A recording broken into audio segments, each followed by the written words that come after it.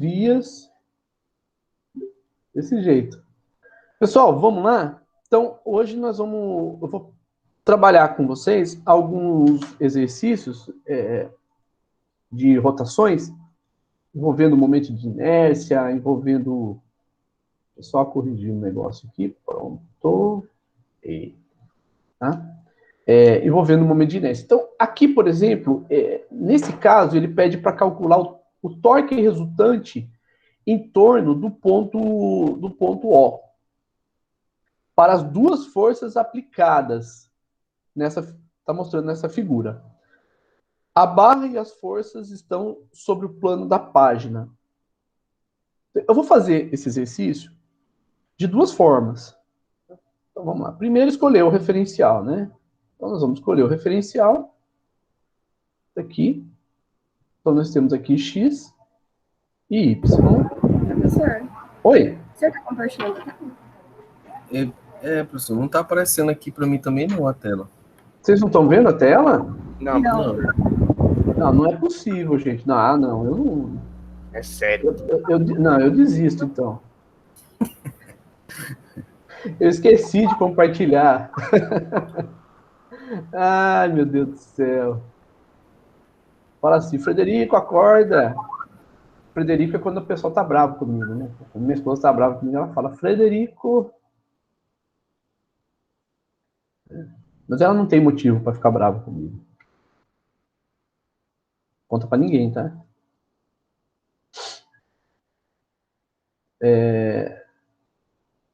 Quando eu apronto com os meninos, né, com as crianças, aí ela fica brava comigo.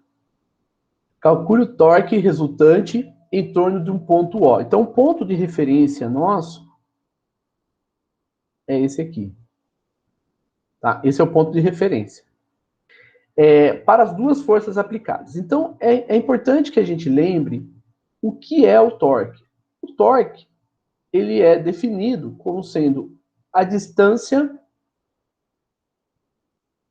entre o ponto de referência até o ponto de aplicação da força. E é um produto vetorial. Nesse caso aqui, então, o R o R da força F2, que é a distância até o ponto de aplicação da força, F2 é esse daqui. Então, esse é o R2. Então, nós podemos calcular o torque usando o produto vetorial, mas podemos também calcular o torque usando a regra da mão direita. E eu vou fazer das duas formas para vocês, porque aqui nós temos dois torques. Nós temos o torque da... Deixa eu copiar só a figura. Opa.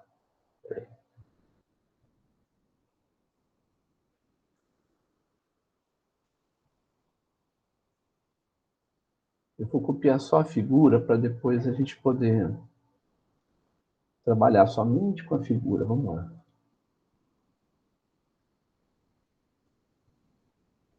Que maravilha.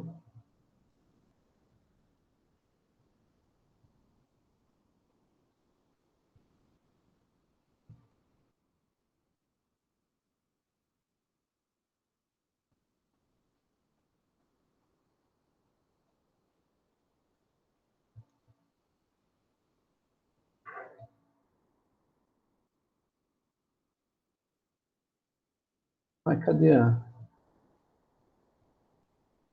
Embaixo.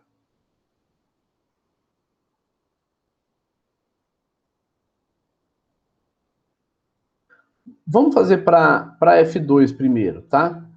Bom, então aqui está o R2. Mas e o F2? Como é que a gente faz para representar o F2? Então, se nós escolhemos X e Y dessa forma, e o F2 é um vetor que está inclinado de 30 graus com relação à horizontal, então aqui nós temos o vetor F2. E aqui nós temos o ângulo, que nós vamos chamar de alfa, que é o 30 graus. Então, alfa é 30 graus e F2, o módulo de F2, né, é igual a 12 newton. Até aqui vocês estão acompanhando, né? Não fizemos nada, fizemos apenas a representação dessa força. Bom, então se nós olharmos o F2, F2 tem uma componente X e uma componente Y.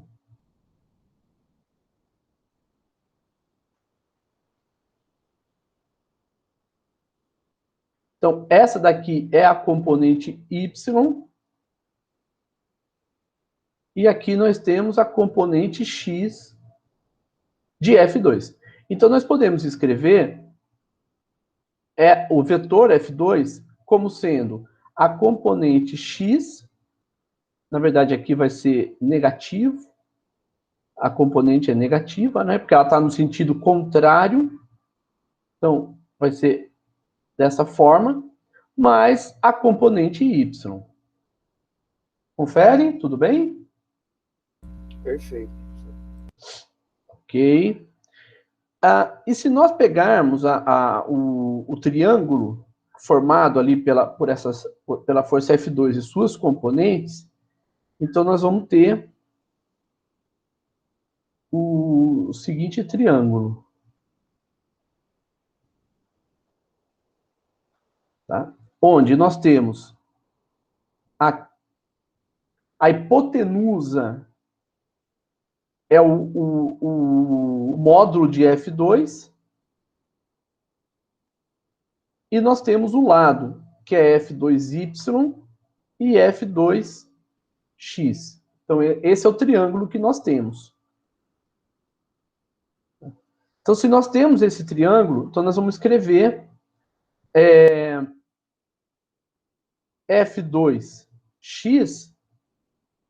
Deixa eu fazer um pouco mais devagar. A gente já fez isso para outros vetores, mas vamos fazer um pouco devagar esse aqui também, tá? Então, o seno de alfa é o cateto oposto sobre a hipotenusa. E o cosseno de alfa é o cateto adjacente sobre a hipotenusa. Então, nós vamos ter F2, vetor, escrito como menos F2x.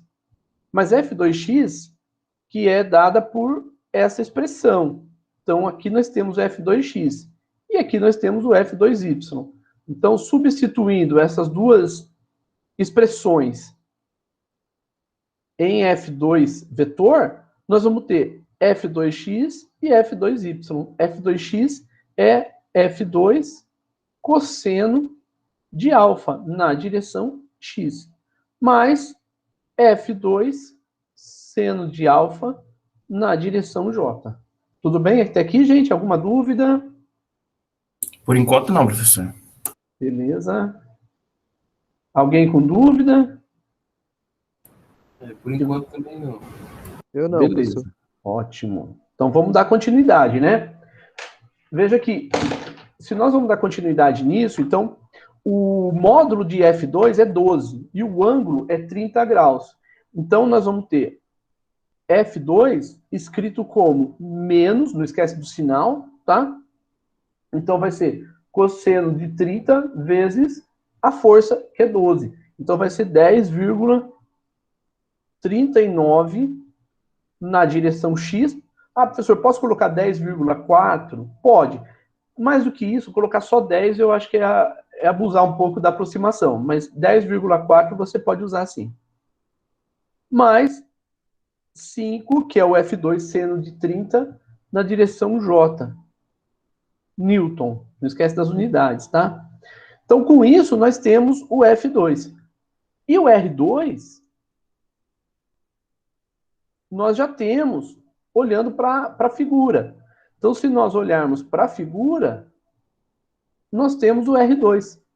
O R2 ele é positivo, porque ele está no sentido de x positivo, e ele é 2 metros. A intensidade dele é 2 metros. Então, ele é 2 na direção X metros. Então, com isso, a gente tem os dois valores que a gente precisa para calcular o torque. Lembra que o torque é distância, produto vetorial, a força aplicada. Essa distância é da origem até o ponto de aplicação da força.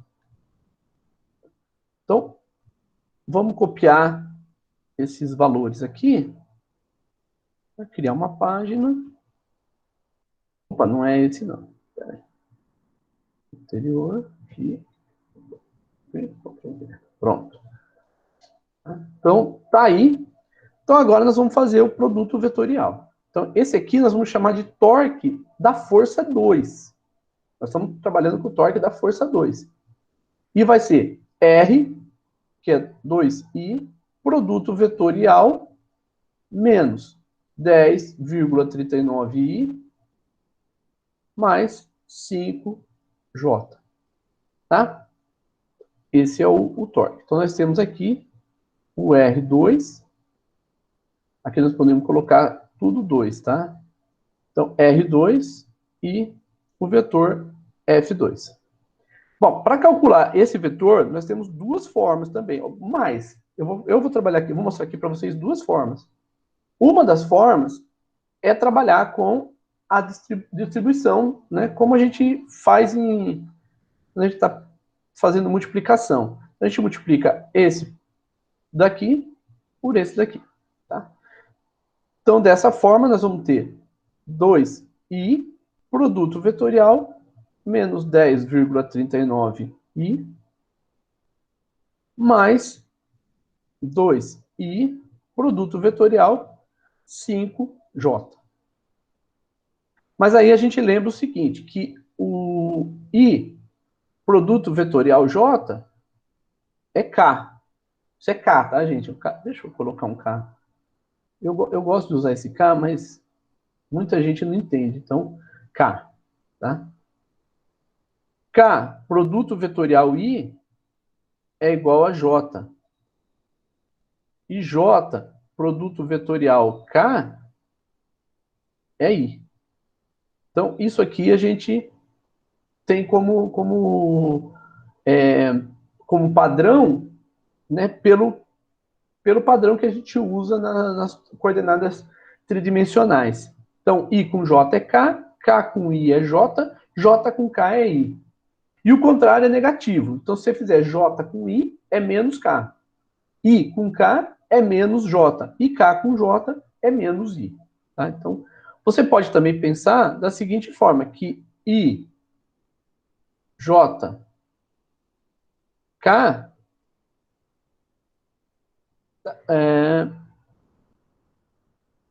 deixa eu mudar aqui. IJK. Se você vem no sentido anti-horário, é positivo. Tá? Então, aqui em azul, nós temos positivo. Então, I com J, K. J com K, I. K com I, J. Tá? Então, que é o sentido anti-horário. Se você vai para o sentido horário, então é negativo. K com J, menos I. J com I, menos K. I com K, menos J. Tá? É uma maneira também de pensar. Então, você pode pensar dessas duas formas. Mas e quando a gente faz I com I? Eles são vetores paralelos. Se eles são vetores paralelos, o produto vetorial entre eles é zero. J com J é zero e K com K também é zero. Tá? Isso é novidade para vocês, gente? Ou vocês já trabalharam com isso?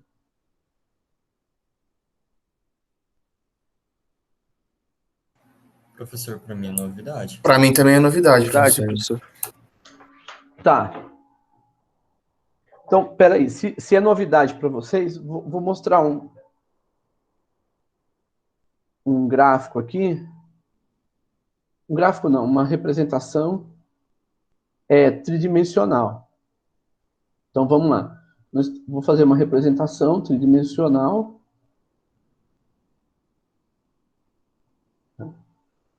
Então, nós temos aqui x. Só um pouquinho, gente.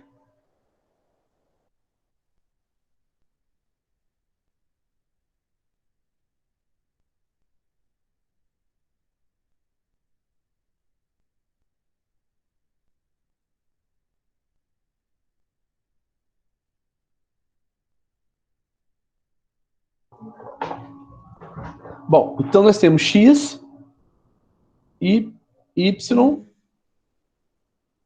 Quando você tem x e y, segundo o padrão que nós utilizamos para álgebra vetorial, tá? Então, x com y, então z só pode ser para cá. Então, nós temos z positivo para cá, z negativo para trás. X positivo, x negativo. Y positivo, y negativo. E nós temos aqui a origem.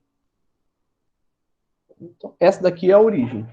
Então, se você tem dois vetores, né, quaisquer, vamos... Deixa eu copiar isso daqui.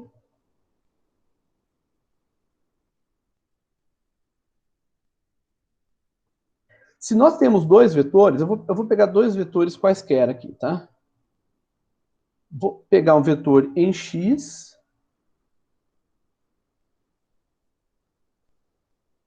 e um vetor em y.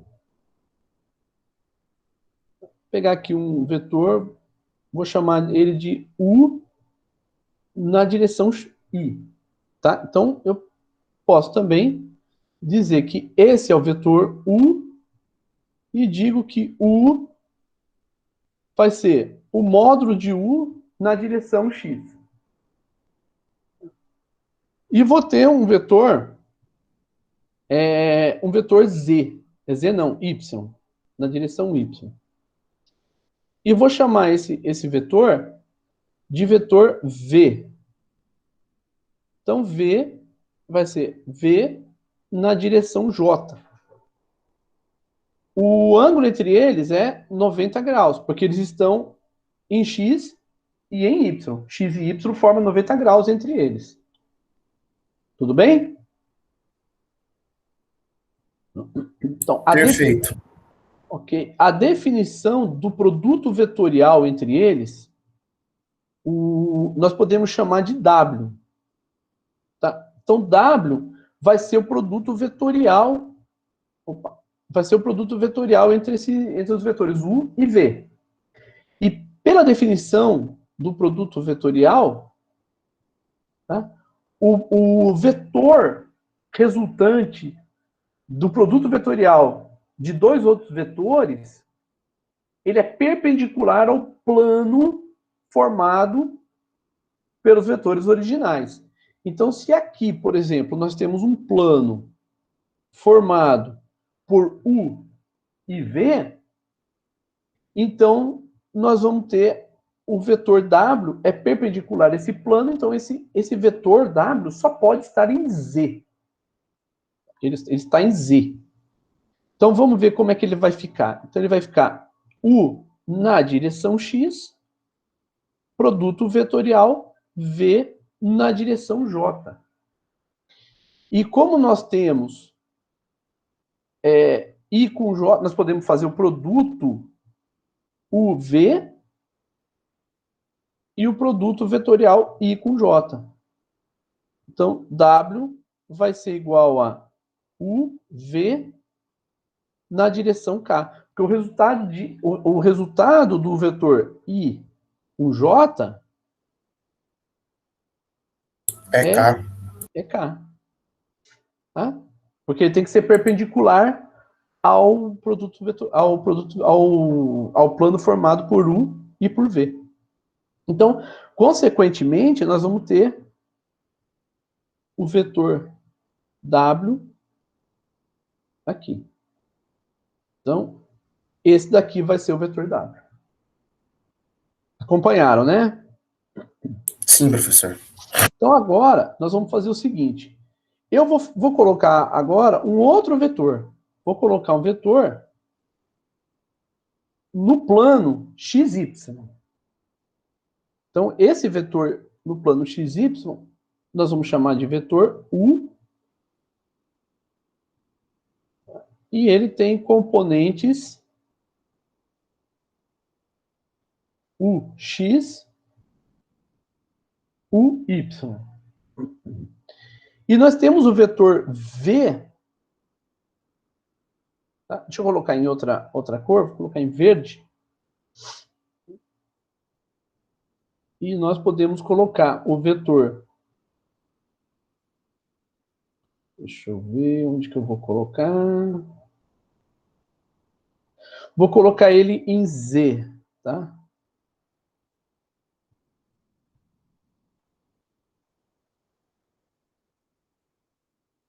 Então, esse daqui é o vetor V.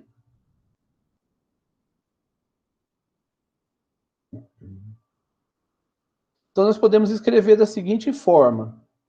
O vetor U, ele é igual a U na direção, o X na direção I, mais o Y na direção J.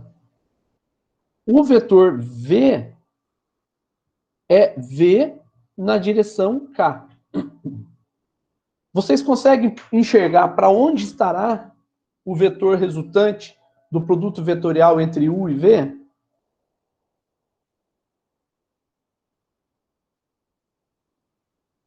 Não, professor, não consigo, não. Lembra que ele é o produto vetorial? Lembra que ele é o produto vetorial é o que é o vetor resultante, ele estará no plano formado pelos dois vetores. Aliás, ele estará perpendicular ao plano formado pelos dois vetores. Então, aqui, nós vamos ter o plano formado está aqui, ó. Tá? Esse é o plano formado pelos dois vetores. Se ele é perpendicular, então ele só pode estar aqui. Positivo ou negativo, mas ele tem que estar perpendicular ao plano. Então, esse aqui é o vetor W. E é perpendicular a esse plano. Pode ser positivo ou negativo, mas é perpendicular. Então, nós vamos ter W igual a U produto vetorial V. Então, o W vai ser igual a U é o X mais o Y. Produto vetorial V na direção K. Então, o vetor W, ele vai ser o X V, e aí vai ter I, produto vetorial K, mais o Y V J, produto vetorial K. Vocês entenderam o que nós fizemos? Mais ou menos, professor. Nós fizemos o X com VK e o Y com VK. Sendo K o vetor, né? VK é o vetor. Então, aqui nós temos o X I, produto vetorial VK. E aqui nós temos o Y, J, produto vetorial VK.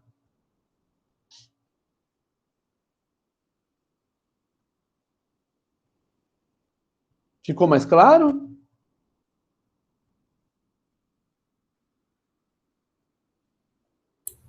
Ficou um pouco mais claro. Vocês estão acompanhando, gente? Mais alguém com dúvida? Adriano, Ana, José Anderson, Daniel, Ivan. Entendi, professor. Beleza? Entendi, professor. Maravilha. Então vamos lá. Entendi também, professor. Ok.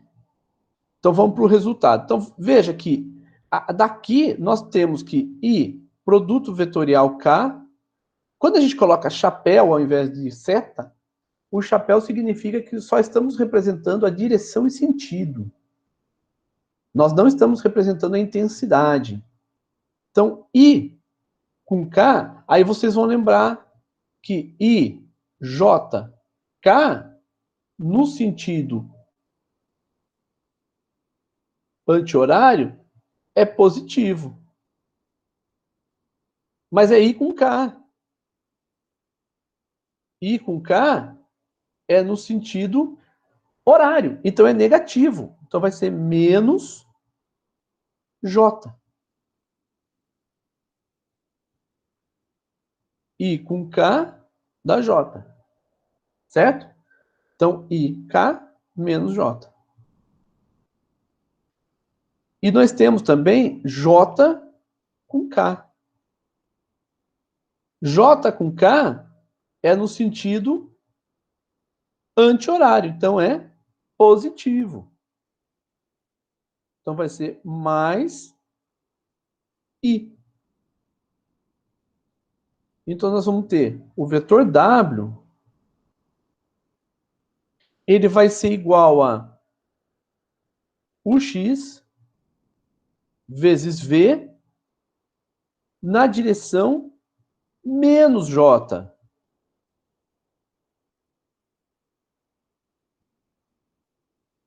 Mais o YV na direção mais K. Tá? Que é exatamente esse vetor que nós estamos vendo aqui, ó. Esse vetor, ele é perpendicular a esse plano formado pelos dois vetores aqui. Tá?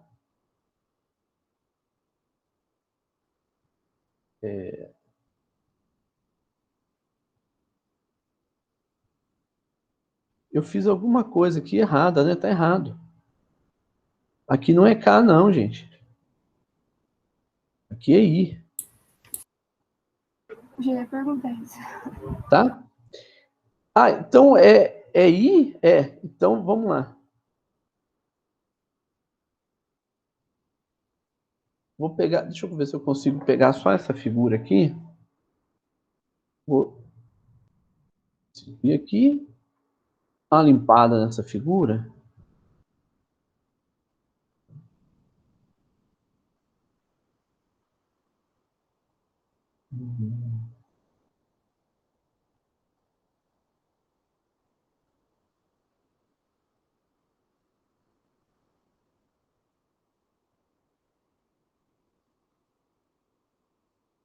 Mais fácil construir de novo, né?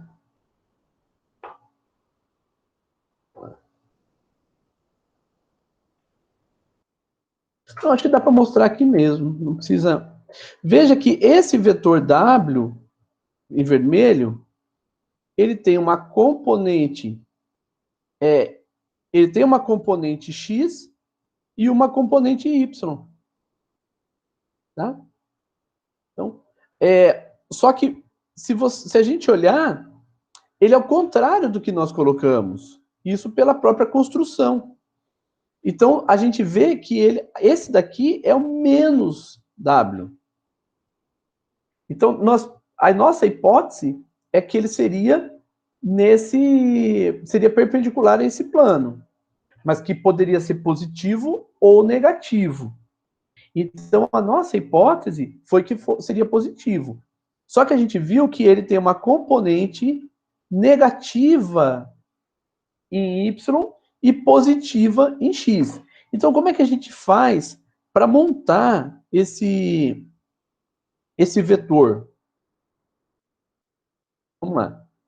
Eu quero agora construir esse vetor, que é o produto vetorial dos dois outros. Então, nós vamos vamos montar o sistema de referência.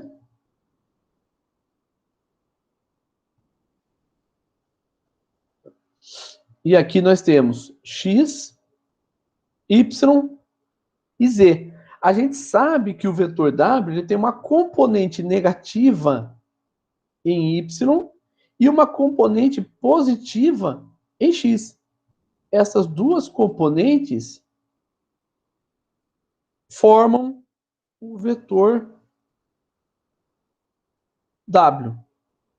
Então, esse daqui é o vetor W, tá? Que é perpendicular aos dois vetores, U e V. Então, se a gente olhar o vetor U ele era aqui. E o vetor V era aqui. Então, nós temos V e U. Né? E esses dois vetores juntos, o produto vetorial deles forma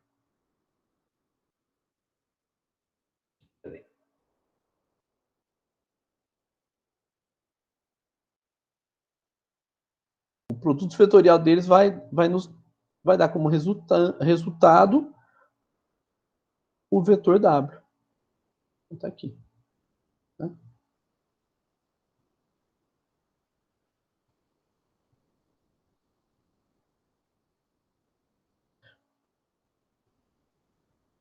Que é esse vetor que está aí e é perpendicular ao plano formado pelos dois vetores U e V. Tá? A gente pode também olhar esses outros aqui, cadê o outro? Esse daqui. A gente pode olhar esse daqui também, né, da seguinte forma. Se nós temos um vetor U em X e um vetor V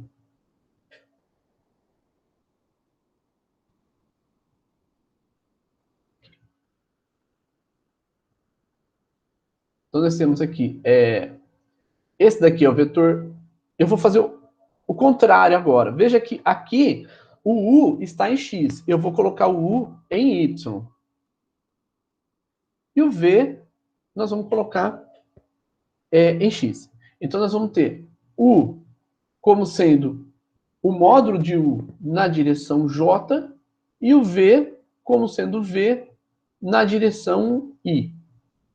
E agora nós vamos ter o W como sendo o produto vetorial entre U e V. Então W vai ser U na direção J, produto vetorial V na direção I. E lembrando que é o I, J, K é positivo no sentido anti-horário.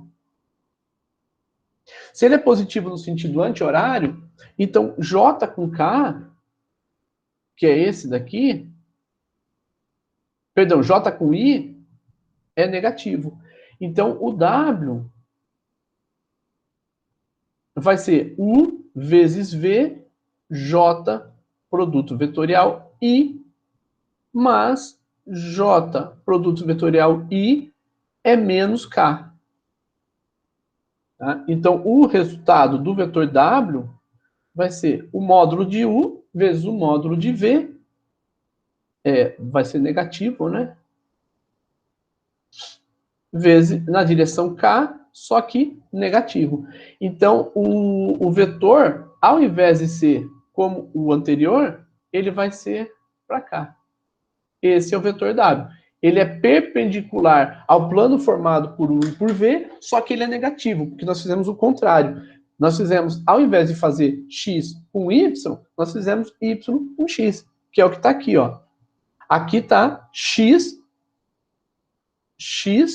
produto vetorial Y. Deu positivo. Aqui, nós fizemos Y, produto vetorial X. Então, deu negativo. Tudo bem? Alguma pergunta aqui, gente?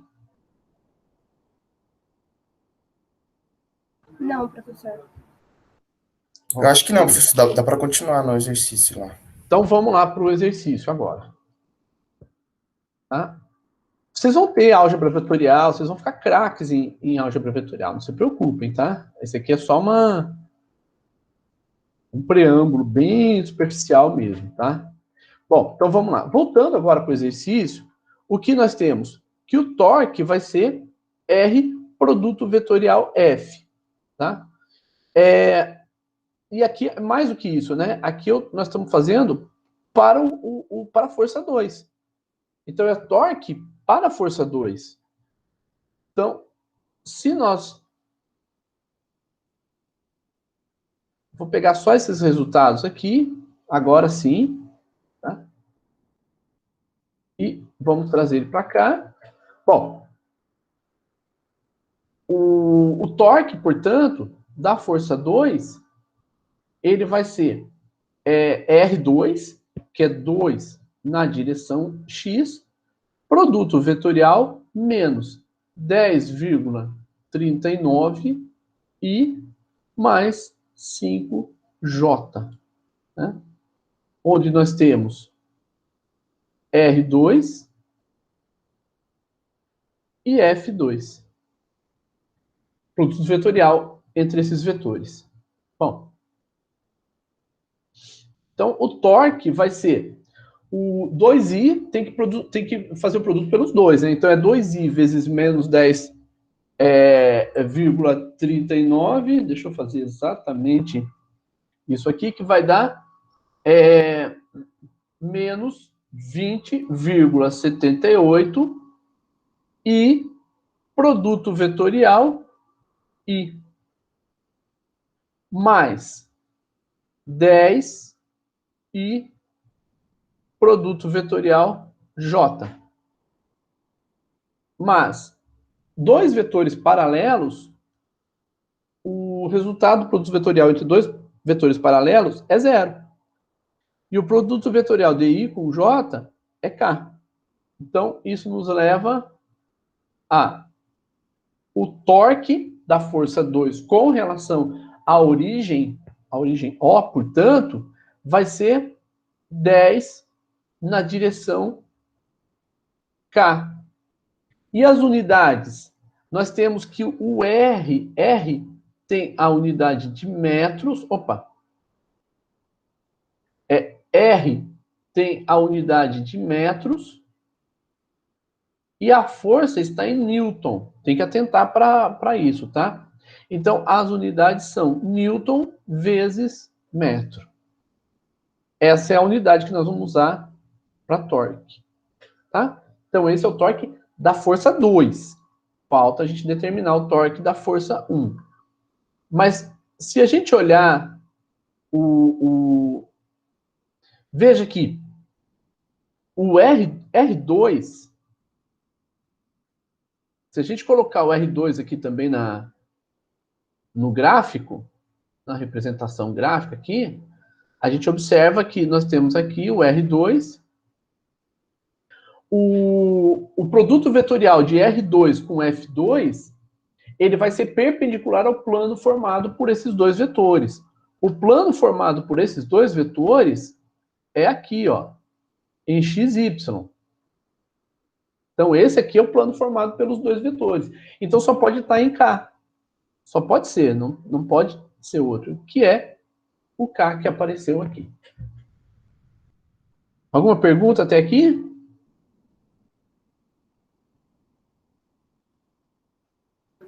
Não, professor. Beleza, então, vamos para frente.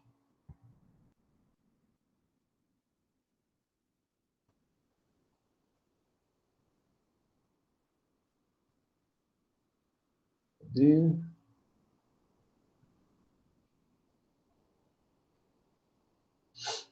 Aqui é 8.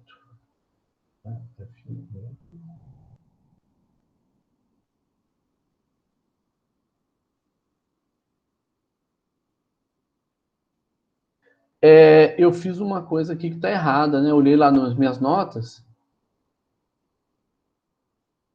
Cadê?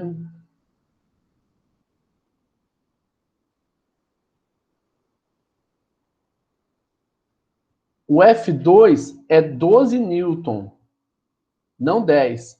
Eu falei 12 e li 10. Portanto, aqui o F2 sendo de alfa não é 5, tá, gente? É 6. Então, aqui é 6. Tá? Então, aqui também tem que corrigir. E aqui também, tá? Então, 6, 6,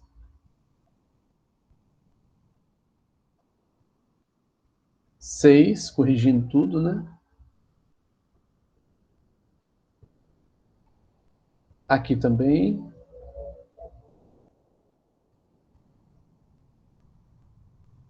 E aqui. 6, 6 e aqui 12. Tá? Só para corrigir esse valor aí. Realmente passou batido aí. Bom, então agora vamos para outra, porque são duas forças que tem aqui. Tem a força F2 e tem a força F1. A distância entre a origem e o ponto de aplicação da força F1 vai ser esse R aqui, ó. Nós vamos chamar de R1. Então, nós vamos chamar R1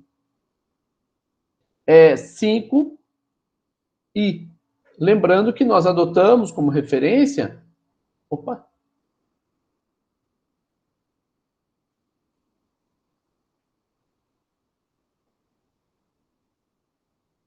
X e Y, tá? Bom, e a força F1, ela é... Opa!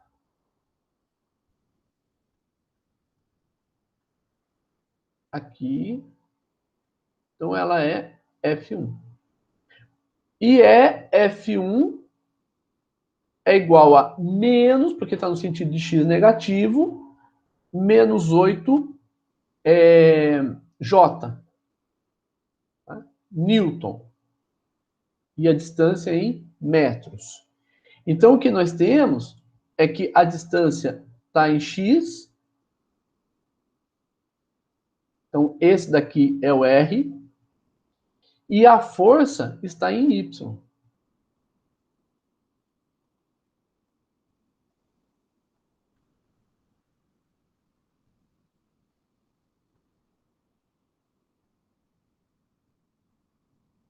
Então, veja que se R está em X e R está em F1, tá? E F está em Y, então o vetor resultante, o produto vetorial, vai estar em Z. Tá? Vamos ver se isso confere? Então, quando a gente fizer o torque da força 1, nós vamos ter R1, produto vetorial, F1. Então, o torque da força 1 vai ser 5 I, produto vetorial, menos 8 J, tá? Que vai ser menos 40 K, Newton vezes metro. Esse é o resultado, portanto, do torque da força 1. E como nós temos o torque da força 2 como 12K, e o torque da força 1 como sendo menos 40K, o torque total, ele é o torque 1 mais o torque 2. Então, o torque 1 é menos 40K e o torque da força 2 é 12K. Tá? Positivo.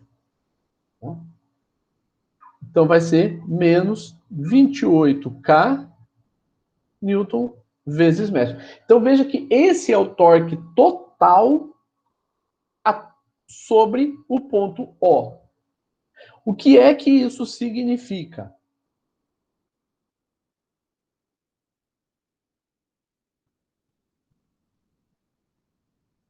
Isso significa o seguinte: como nós adotamos como padrão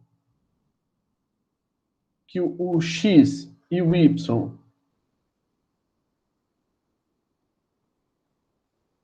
estariam assim, então z vai estar para cá. Então nós temos aqui z, x e y. Se o torque resultante é menos 28K, significa que o resultado que nós vamos ter para o torque, ele vai estar no sentido de Z negativo. Esse é o torque total atuando sobre essa barra devido às forças F1 e F2. O que significa isso? Veja, se você tem, por exemplo, um torque, agora eu vou fazer o seguinte, eu vou fazer X e Y somente, tá? E vou fazer o Y, o X, o Z menos inclinado. Então, o Z vai estar menos inclinado.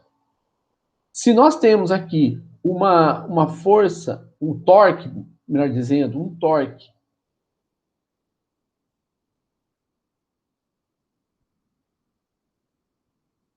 nesse sentido, significa que se você olhar para cima, de cima dele, é como se todo o conjunto ele tivesse com uma tendência a girar com uma aceleração alfa no sentido anti-horário. Então, é como se esse ponto aqui e tudo que estiver ao redor dele tem uma tendência a girar. É assim que a gente vê o torque. Então, por exemplo, nessa barra aqui, se o torque resultante é esse tal que está mostrando aqui para gente, tá? Então, se você olhar de cima do lado positivo de Z, se você olhar o Z por cima, como se o Z estivesse aqui na sua frente, tá? Então, vocês estão vendo aqui o Z, tá? Se você olhar, ele faria o sentido positivo. Como ele está invertido, então ele vai fazer, a tendência dele é girar no sentido horário. Então ele é como se ele estivesse girando no sentido horário. Então essa barra, então ela vai girar no sentido horário com uma aceleração alfa, né? Então, porque o torque é igual ao momento de inércia vezes alfa. Tá? É assim que a gente interpreta esse resultado. Perguntas?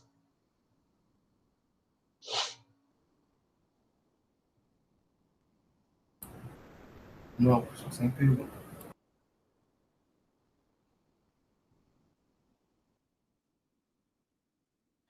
Tem outras formas de a gente resolver esse problema? Tem.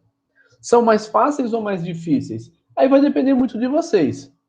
Veja, eu posso, por exemplo, trabalhar com uma projeção das forças. Então, se nós adotarmos o padrão X e Y, então nós podemos representar as componentes da força F2 nas direções X e Y. Então, nós teremos aqui a força, as componentes da força F2. Então, essa daqui vai ser F2x e essa daqui é F2y. Tá? E para a força F1, nós vamos ter o mesmo, a representação dela pelas suas componentes. Mas essa daqui é F1y, porque só tem em y. Então, veja aqui, nós temos essas duas forças. Bom, a distância entre a origem e o ponto de aplicação da força, nós vamos ter R2 e R1. Bom, observem esses dois vetores aqui, ó, o F2x e o R2. Eles são paralelos. Isso significa que o produto vetorial entre a componente x de F2 e o R2 vai dar zero. Então, eu posso fazer diretamente, como sendo o torque da força F2, a componente da força F2 na direção Y vezes R2. Oi, quem chamou? Foi mal, professor. Eu liguei meu microfone sem querer. Ah, beleza, tranquilo. E como nós estamos fazendo R2 para F2Y, então nós vamos ter aqui K. Tá? Porque F2Y está em J. E R2 está em X. Tá? Então, nós vamos ter de R2 para F2Y.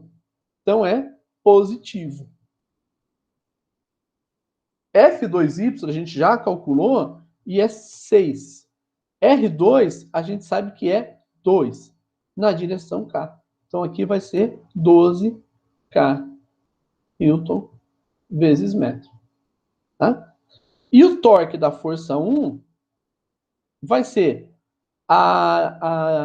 o F1Y, só que é negativo, tá? Vezes R1.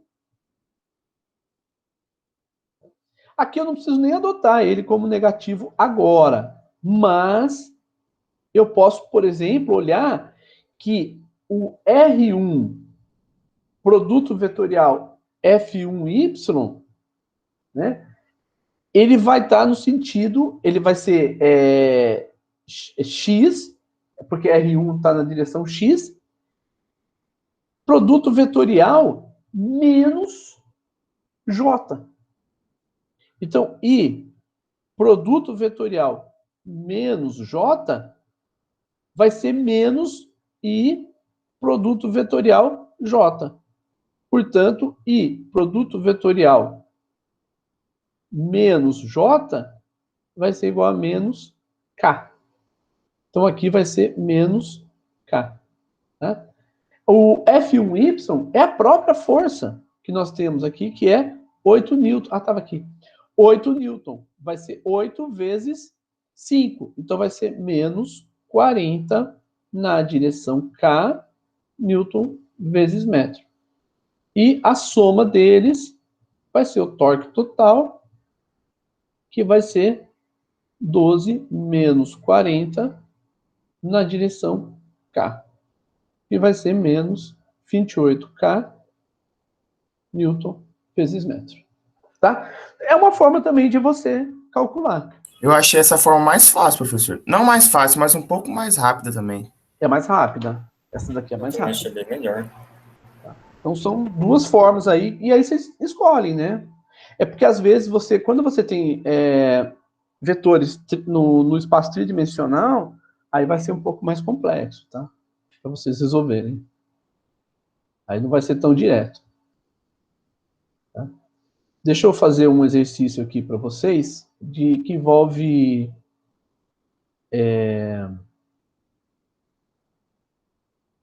esse exercício aqui, ele é bem legalzinho, gente. Deixa eu copiar ele para fazer com vocês, junto com vocês.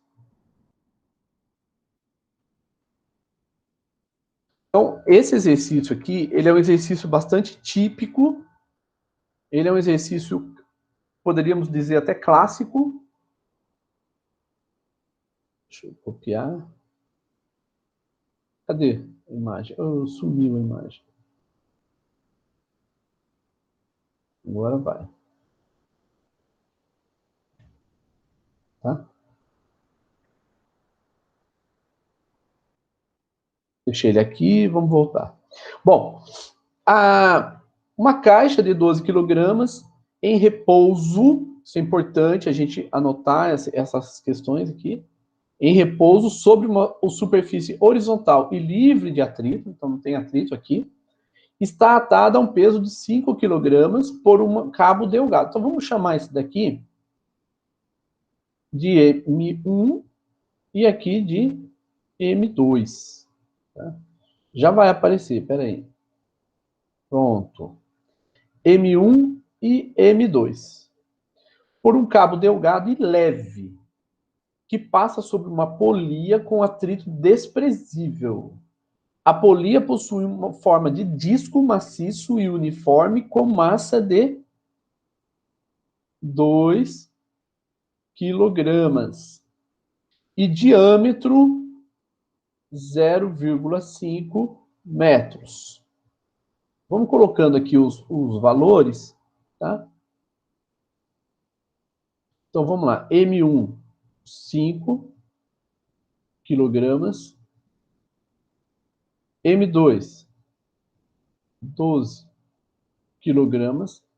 A massa do disco, 2 quilogramas. O diâmetro do disco, 0,5 metros.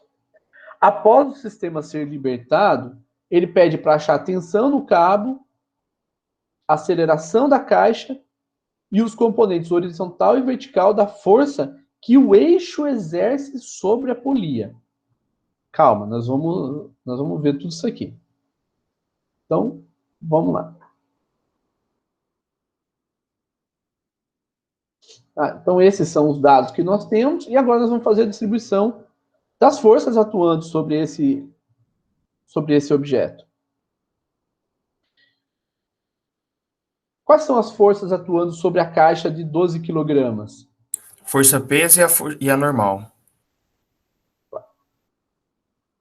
Força peso e a força normal. Tem alguma outra força? A tração também, não tem? Isso. Então, nós vamos chamar aqui, como esse aqui é o objeto 2, nós vamos chamar de peso 2. E normal 2. E a força de tração. Isso aí. Tá lá. A força de tração e nós vamos chamar de T2. Ok? Quais são as forças atuando aqui na região da polia? Não, vamos olhar o corpo 1 primeiro, de 5 quilogramas. Quais são as forças atuando nele? A força peso e a tração também. Força peso e a força tração. Todo mundo concorda, gente? Sim, professor. Então, nós vamos chamar aqui de P1 e aqui de T1. Alguém não enxergou essas forças atuando nesses objetos?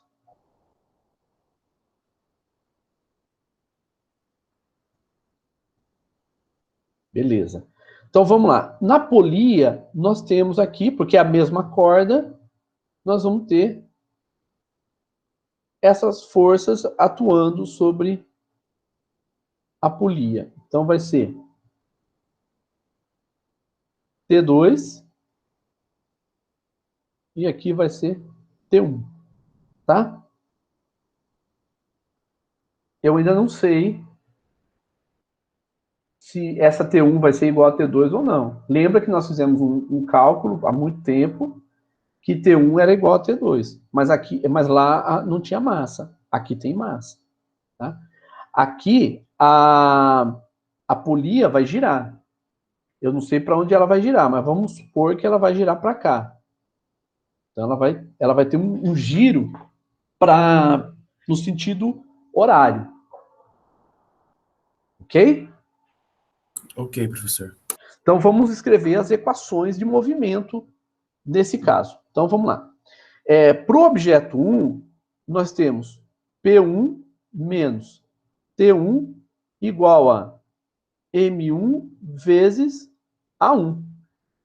A1 porque ele translada. Se ele translada, então essa vai ser a aceleração da translação dele. Para o objeto 2, nós vamos ter, não esquece, hein? Se a gente considerou que o objeto 2 vai descer, então o objeto 1, perdão, se nós consideramos que o objeto 1 vai descer,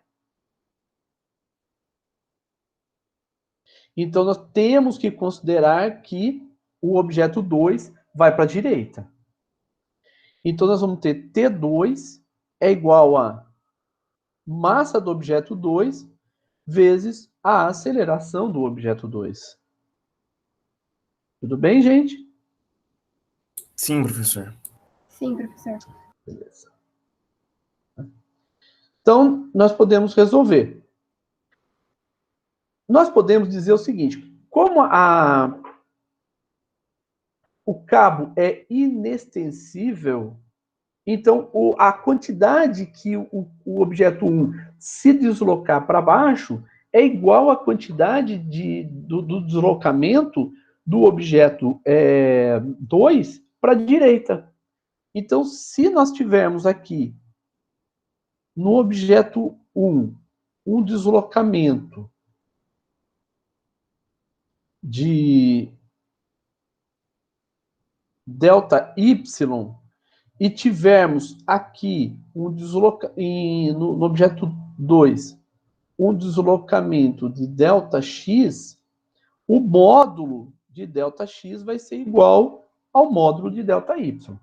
Então, não tem como ser diferente, porque o cabo é inextensível. Se nós temos isso, então nós vamos ter que as velocidades também vão ser iguais. Então, nós vamos ter a velocidade do objeto 1 igual à velocidade do objeto 2. Deixa eu inverter isso aqui, porque eu coloquei Δx igual a Δy, e o Δx está relacionado ao objeto 2. Então, vai ser V2 igual a V1, portanto, A2 é igual a A1. Nem sempre, quando as velocidades são iguais, as acelerações são iguais. No caso aqui, vai ser porque o cabo é inextensível. Eu posso ter momentaneamente eles com velocidades iguais e a aceleração ser diferente. Não é o caso aqui. Então, se as acelerações são iguais, então eu vou reescrever essas equações aqui. Então, eu vou reescrevê-las e vou escrever da seguinte forma. Eu sei que o peso é massa vezes gravidade. Então, eu vou colocar M1 vezes G menos T1 é igual a M1 vezes A e T2 é igual a M2 vezes A. Então, agora nós temos 3 incógnitas. Nós não conhecemos T1, não conhecemos A e não conhecemos T2. 2 equações e 3 incógnitas nós não conseguimos resolver. Então, o que a gente vai fazer? Tá? Nós precisamos considerar algum outro conjunto aqui. Então, essas daqui são as equações que a gente estava trabalhando. Deixa eu apagar isso aqui.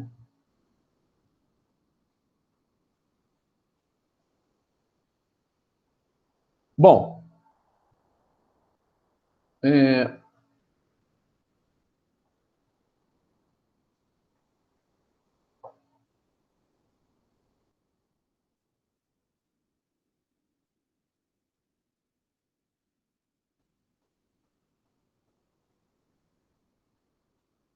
então tudo indica que está faltando uma equação aqui. Qual é a equação que está faltando. Vamos olhar para a polia, tá?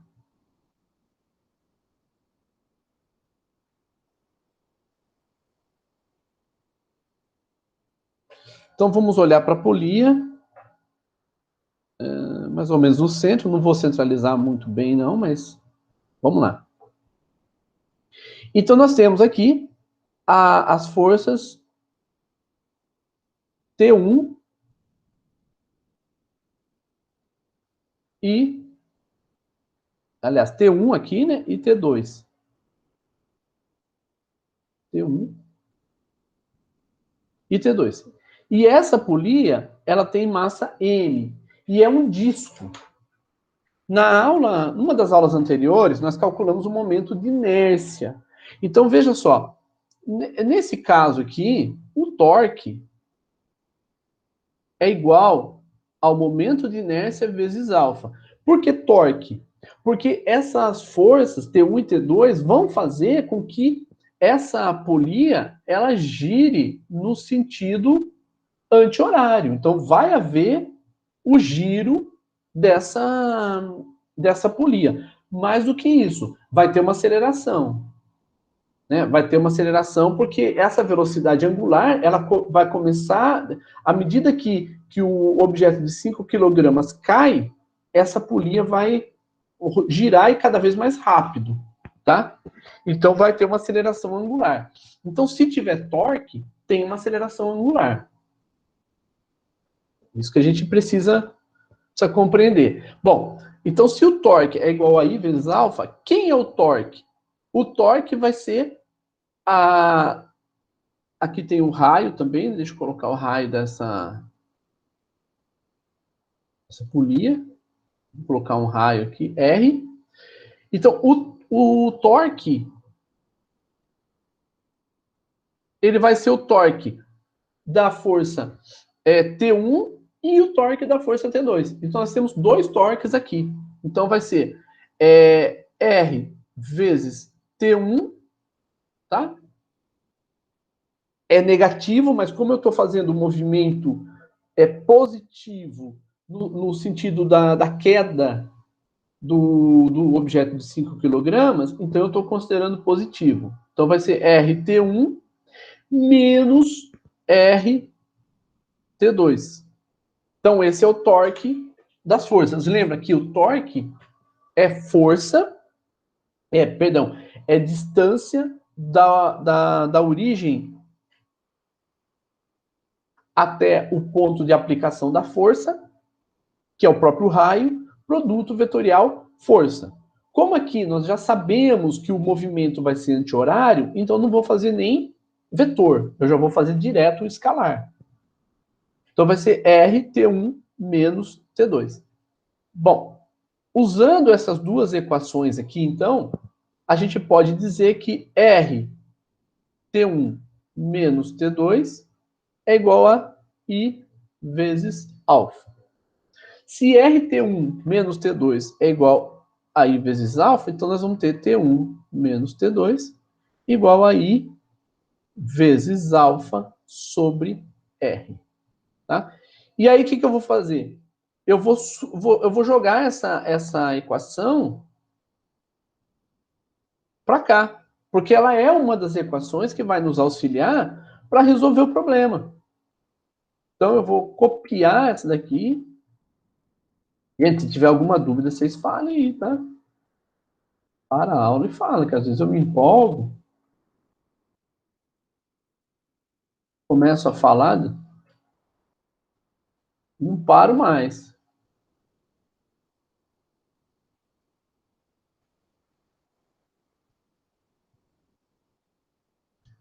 T2, e aí vou trazer também essa equação que surgiu por conta do movimento da polia.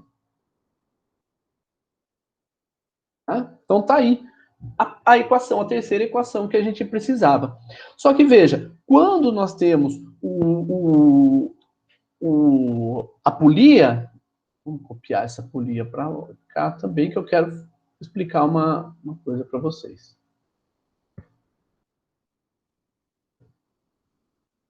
E é T2, T1, tá?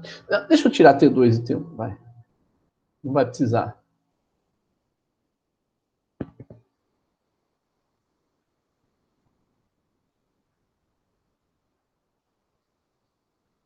Deixa eu tirar essa daqui.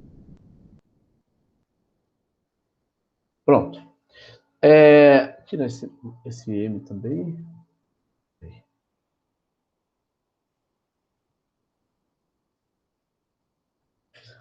Veja que quando nós temos esse movimento da polia, nós temos um movimento angular. Ela vai girar. Só que nós podemos também considerar a velocidade linear. Deixa eu pegar, pode ser aqui mesmo, tá? Então, como ela vai ter, nós estamos lançando a hipótese que ela vai ter o movimento anti-horário, então ela vai se deslocar, esse ponto aqui, por exemplo, nesse momento, ele vai ter uma aceleração linear, tá? Então, essa aceleração linear é a mesma de cada ponto da corda. Portanto, se nós tivermos aqui a aceleração da polia, então a aceleração da polia vai ser igual à aceleração. E quem é a aceleração linear? A aceleração linear é o raio vezes a aceleração angular. Então, como ele tem uma aceleração angular, então nós vamos ter que a aceleração linear de cada ponto da periferia desse disco vai ser R vezes alfa. Essa é a definição de aceleração. A definição é a relação entre a aceleração linear e a aceleração angular. Tá? Então, nós podemos dizer que esse alfa, tá? Esse alfa é a aceleração dividido pelo raio da polia. Então, aqui nós podemos fazer dessa forma. Bom, se nós podemos fazer dessa forma, então eu vou... Ctrl+C, Ctrl+V. Ir aqui. Nós vamos ter M1 vezes A. Como alfa é A sobre R, por conta dessa relação aqui, tá? Então, nós podemos escrever, ao invés de escrever alfa, nós vamos escrever A sobre R. Como já tem um R, vai ser R ao quadrado. Perfeito. Tá certo? Então, agora, olha o que nós temos. As incógnitas que nós temos são T1, A e T2. 3 incógnitas e 3 equações.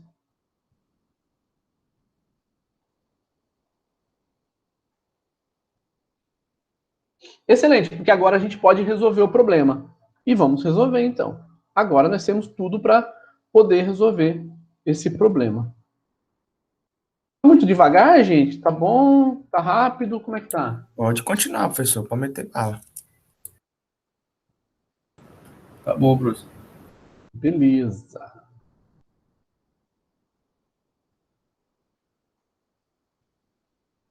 Vou tirar essas interrogações aqui, que elas atrapalham, né? Tá. Então, vamos agora buscar os valores para a gente substituir.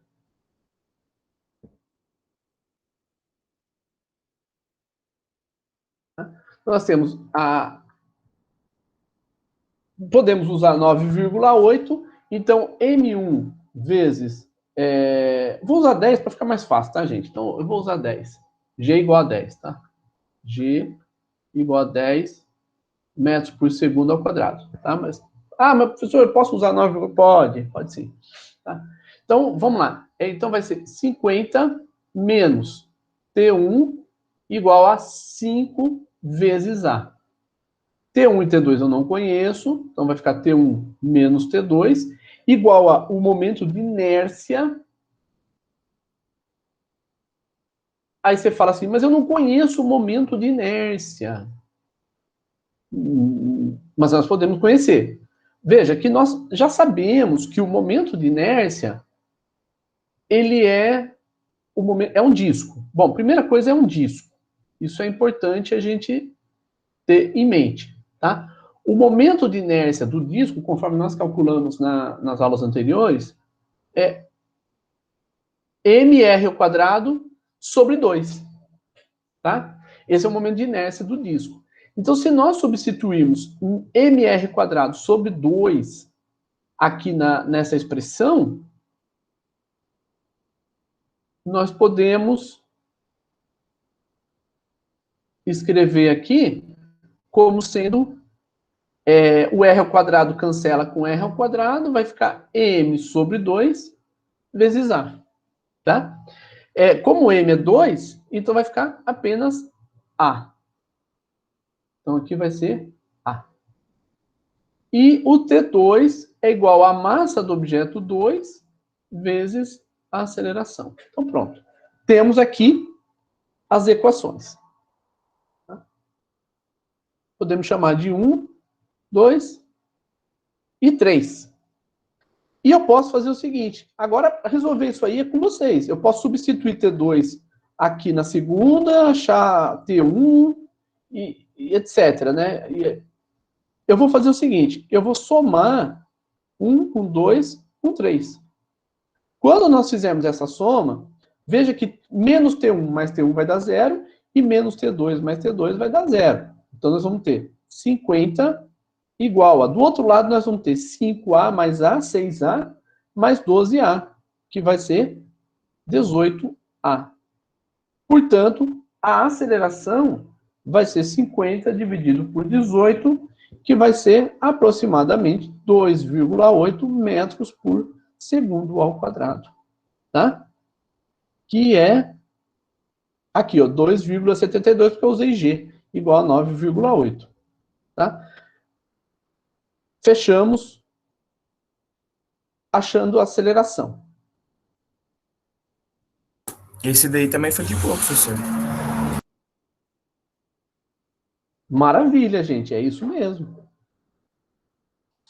Eu vou escrever aqui para vocês terem uma ideia, tá? Se daquela expressão eu usar 1 mais 2 mais 3, tá? Nós vamos ter M1 vezes G igual a M1 mais o I é M sobre 2 vezes A. Então vai ficar M sobre 2 mais M2 vezes A. Então a aceleração do conjunto vai ser M1 vezes G dividido por M1 mais M2 mais M sobre 2. Tá?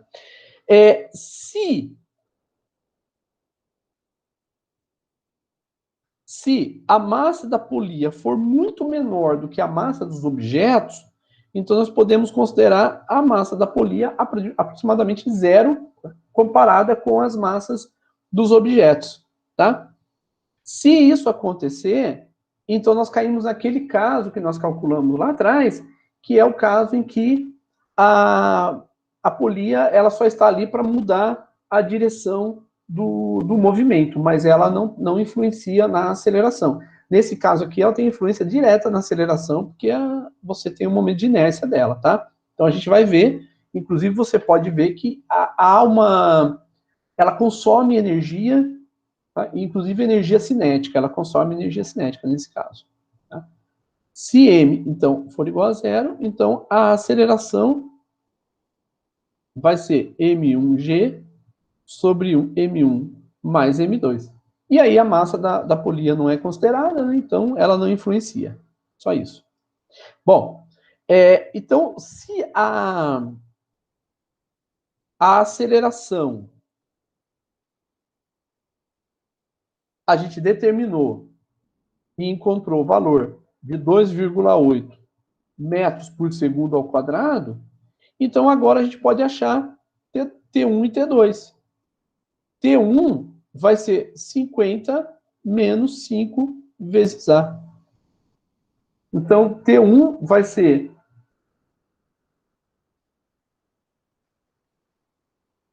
36,1 newton e T2 vai ser... Cadê o vezes 12? 33,3 newton. O que é importante a gente observar? Quando a gente fez o cálculo, considerando a massa da rodana zero, da polia zero, né? Então, se a massa da polia for zero, né? Então a aceleração vai ser... Opa! M1G dividido por M1 mais M2, tá? E nós vamos ter T2 igual a 12 vezes M1G sobre M1 mais M2. Vamos calcular, né? Só para a gente poder chegar no valor. Deixa eu tirar aqui. O que aconteceu? Ah, susto. Bom, então a aceleração vai ser M1, que é 12, né? Vezes M1 10. é 5, professor. M1 é 5, é verdade. Deixa eu copiar aqui. Não errar, né? Depois a gente apaga. Só para fazer a referência. Pronto. Então, M1 é 5, né? Então vai ser 50 dividido por 17. Então a aceleração vai ser 2,94. Vê que aumenta muito, né?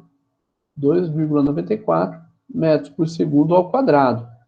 Então, aqui vai ser 12 vezes 2,94 e T2 vai ser 35,3 newton. Tá? E T1 vai ser igual a 50 menos 5 vezes A.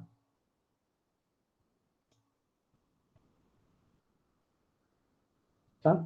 Então vai ser 50 menos 5 vezes 2,94, que vai ser 35,3 newton. Eu achei que ia dar uma pequena diferença, né? Mas nem isso deu.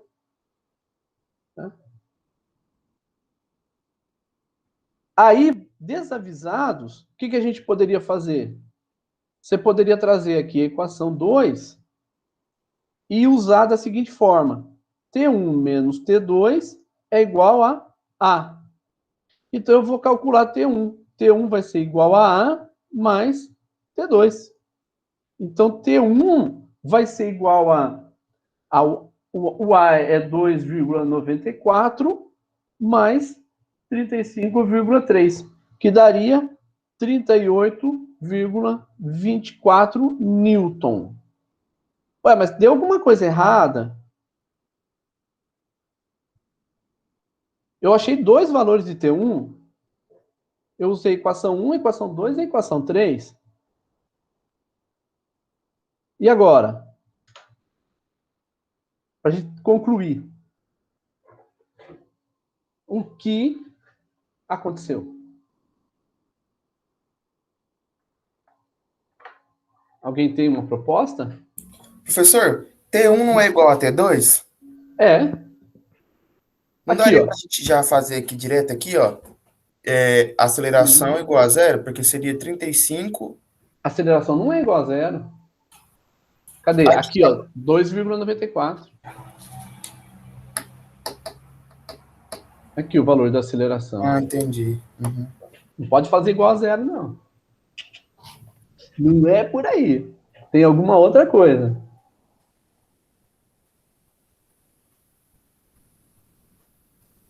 O que foi que... Por isso que é importante a gente perceber que a física não é somente aplicação de fórmulas.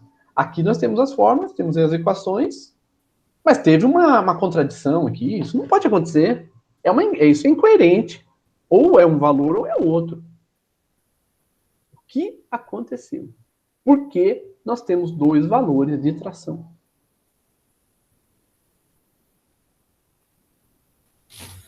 Isso aí é difícil mesmo. Observa a equação. Uhum. Nas letras. Aqui, ó.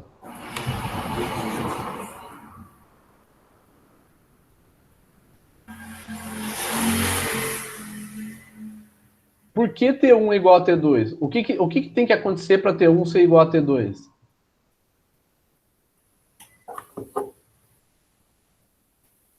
A massa da polícia é igual a zero? Foi a consideração que nós fizemos aqui, ó. Uhum. A massa é igual a zero. Então, se nós consideramos a massa zero, então esse lado aqui é zero. Isso. Se esse lado aqui é zero, T1 igual a T2. Uhum. Agora, quando a gente resolveu, o que aconteceu? Nós fizemos esse cálculo usando a aceleração. Por quê? Porque aqui nós consideramos a massa. Uhum. Aqui está considerado a massa. Não poderíamos ter considerado.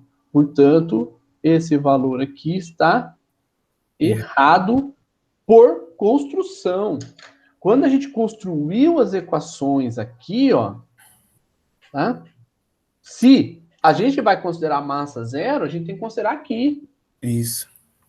Porque se a gente considerar zero aqui, então aqui vai ser igual a zero. E não igual a, porque o valor que multiplica a aceleração é zero. Não é porque a aceleração é zero, mas o valor que multiplica a aceleração é zero. É zero. Tudo bem, gente? Perfeito, professor. Maravilha. Então, Tudo bem, professor. alguma pergunta? Acho que não, professor. Eu vou dar mais uma assistida nessa aula depois, que o seu postar no alvo, por conta da equação dos vetores. Mas, assim, Tá. em questão dessa matéria que a gente está vendo, do torque, acho que é isso aí mesmo. Ah, maravilha, então. Olha, uma dica que eu dou, lá nas notas de aula do AVA, eu tenho lá umas notas de vetores. E lá tem produto vetorial e produto escalar. Dá uma olhadinha lá. Beleza. Vou dar Se assim uma olhada. precisarem, que aqui foi bem passando mesmo. Então, beleza. Adriano, tudo bem? Não, tudo bem. Eu vou dar uma olhada também nessa matéria aí de vetor, porque para mim é um meio complicadozinho. Parece que o torque da polha é mais fácil do que do plano que o senhor tinha colocado antes, que a gente teve que usar vetor e tudo mais. É porque a gente fez mais direto, né? É. Como a gente já tinha feito aquele, então Aham. aqui a gente já foi direto com o cálculo. Uhum. Né? Agora, o fato de vocês terem acompanhado o raciocínio do torque lá da barra Uhum. fez com que aqui ficasse também mais tranquilo. Uhum. Então deve ter sido isso mesmo. Se eu fizesse esse primeiro, talvez alguma coisa... Daria uma embaralhada. Bom. Eu acho que é assim mesmo, professor. Ana, alguma pergunta, alguma consideração? Não, professor. Nenhuma consideração. Certo. Ivan? Tranquilo. Tudo bem, professor. Bem. José?